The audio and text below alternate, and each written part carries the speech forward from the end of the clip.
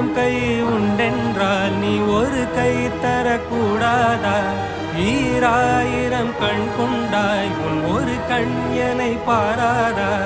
உன்னில் சரணடைந்தே